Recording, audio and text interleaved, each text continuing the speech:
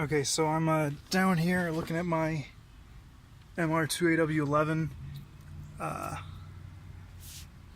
So I've got this ratchet on the crank pulley, and I've removed all the accessory belts, so water pump, alternator, and air conditioning are all disconnected.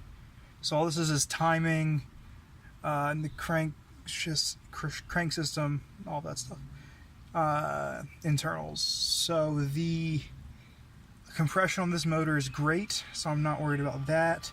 The valves seem to be seating fine. The adjustment is not bad, so I'm not worried about that. But listen to this.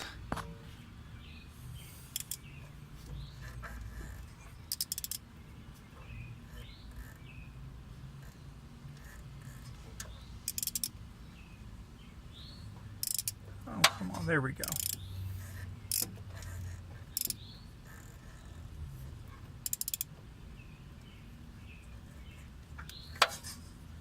That noise. It sounds almost like it's coming from somewhere in the oil pan, which is what makes me think that it may be the oil pump. But let me know what you think. I'll get one more in here.